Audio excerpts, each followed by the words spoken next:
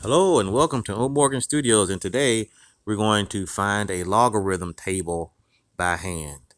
This is just something purely academic because you can just get a calculator and find square roots, and you can multiply large numbers, large sets of numbers just using a calculator. But anyway, just purely academic. If you wanted to find want to make a logarithm table, this is how you would do it, right? But your goal is we're going to use log base 10, okay, of, and then your value. You want to have a table such that, okay, we know 0, that's like minus infinity. In the back of your mind, you're thinking about this curve here, right? This is the log curve. So when it's 0, it's minus infinity. 1 is 0, okay, so that would be 1. And then you have all these other numbers. Okay. So what happens, a log of a number is just the reverse of your power. So 10 to the 0 power equals 1. So how I think of it, base, right? And then you use the next number, right? Use the answer. So it's log base 10, right? Base 10, okay, the of part is the answer, 1. That's the of part, equals, oh, wow, okay, there we go. Problem solved. Equals 0. So see how you kind of reverse your powers, okay? And the way you think of it, always think of the base, okay? That will kind of always think of that. That's my building block for this. Just think of base, and you know you got to switch it. You'll never go wrong. So log of base 10 of 1 is 0. Okay, so that's that one. And then you have all these other numbers, 2, 3, and then this is like 0.301. Don't know what that one is, and you keep going down. Now, we can't do 1, 2, 3, and 4 using this method, but you can interpolate, okay? So if you remember, if you go back, I had a series on the square root by hand, okay? And in that series, what I did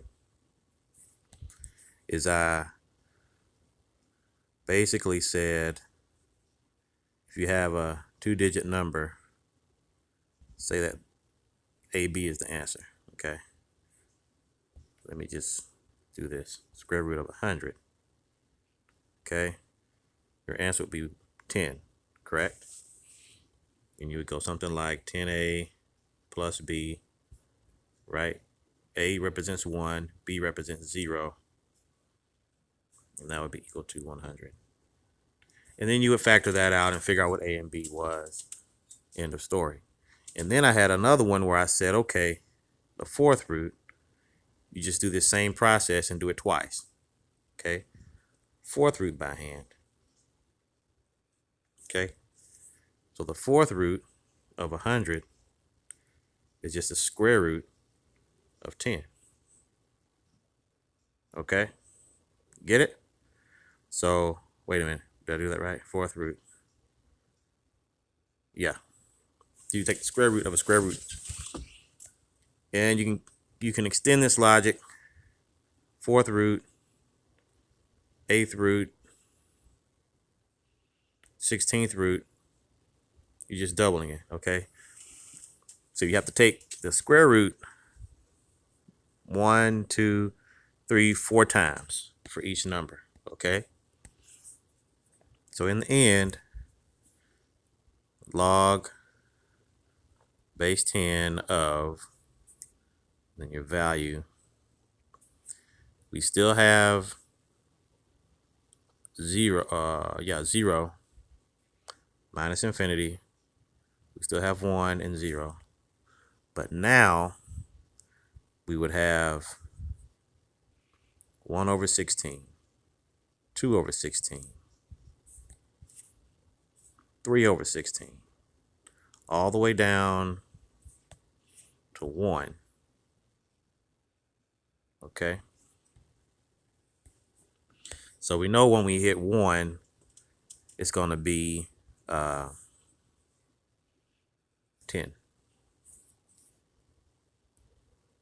Okay? So how do we fill in these numbers here? We fill in the rest of the log table by doing your square root of a square root of a square root. Just doing that square root method, the 10a plus b method. Just keep doing it until you get to the 16th. Okay? And then when you get to the 2, you would square it and just say the squared number, and you keep doing the square root. Okay, I'll show you what I mean. All we have to do to find this number here is to say 10 to the 1/16th power. That would be our number. So that would be square root of 10. And then whatever that is, you take the square root of that. That'd be the 4th, 8th, 16th. Okay? 1, 2, 3, and then 4. So we do that whole process for this first number. This number turns out to be, hold on, I gotta pause. Okay, so this would be 1.154. This is a tedious thing, but you can do it. It's doable, okay? And then we go to the next one. We want to do 10 to the 2/16. We're just going in reverse, right? We're making our table by calculating powers of 10, or taking the 10th, taking 10, base 10 to the 16th powers, okay? And I just chose 16th because that's how a ruler is divided out, and that's the easiest way. We could have gone 3, 6, 12, 24ths, but I think 16th is familiar from like a ruler and everything else. Oh, anyway, 2 over 16, that would be 100 to the 1/16th. Okay, so we do the same process. We go 100, square root, 4th root, 8th root, 16th root. So we do the algorithm 1, 2, 3, 4 times, and we'll get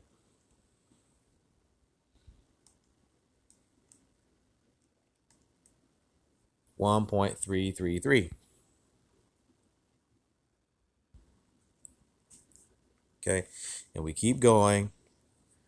We'll just do one more. I think you get the idea. 1, 2, 3 zeros and 1/16th. Okay, do that same process.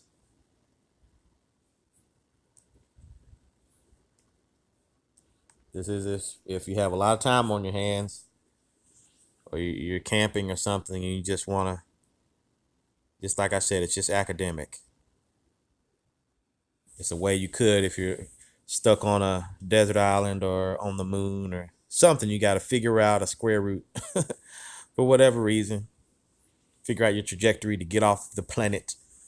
Anyway, that's like a movie. Okay, so when you get up to like 11/16 and 8/16 and stuff like that, you just use your fractions, right? 8 over 16 is just 1/2, right? So that's, you get a pass on that one.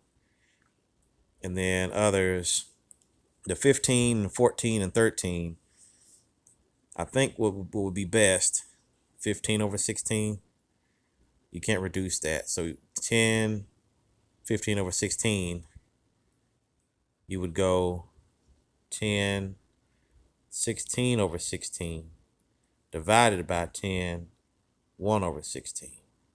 So you just kind of divide out to get the 15 over 16. So, okay, so in the end, you would have a table, a basic log table from 0 to, wait a minute, I think would that go all the way up to, I'm thinking this will go all the way up to 10, because you'd have 10 to the 15 over 16. Yeah. So the 15 over 16 would be 8.659. I'm just truncating what the calculator gives me, but I'm telling you, you'll get the same thing. Just using this method, it'll just take you longer. So you go all the way up to 10. And then if you want to get the log of 2, you just interpolate. Or you can say you want the log of 1.4. You would interpolate here, right? You would interpolate, use your interpolation. So you say 1.3, 1.5. I'm just abbreviating. 1.3 and then 1.5. 1.4 is in the middle. In the middle here. 1.3 is 2/16 or 1/8. And then 1.53 whatever is 3/16. And how you would interpolate, you just use your triangle and you would say 1.3, okay, like that. And you would say you'd have 1.3. This would be 1.4. This would be 1.5. Okay. And then you'd have 3/16. Wait a minute. I'm just doing this on the fly. Okay, similar triangles. Wait, this is live. This is how you remember how to do an interpolation. You use similar triangles. So if you have this bigger triangle, you have this triangle, and then you also have this smaller triangle. Can I change the color? Okay. Don't know how to change the color on this program yet, but you'll have the smaller triangle. And then what you would do is you have the ratio of the big triangle to the small triangle. Okay. So the big triangle, okay, there we go. I think I can have it. So the bigger one would be 1.5. Okay. And then this whole length would be the 3/16. And then you would have 1.3, the smaller triangle. I'll make that in red. And then you have 1/8, like that. And then you'd have this third triangle over here. That would be the one that's in the middle. That would be your 1.4. And then you have a question mark. Okay. So interpolation using triangles. This is the way you can kind of remember it, because I haven't interpolated something by hand in like years, but I can remember it because I can remember, okay, it's based off these similar triangles. Okay. And similar triangles, you just ratio the sides. So 1.3 over 1.5, right? 1.3, 1.5. Wait, 1.3. Wait, no, that's not how you do it. A triangle. 1.3, 1.5, and then 3/16 equals 1.3 over 1/8.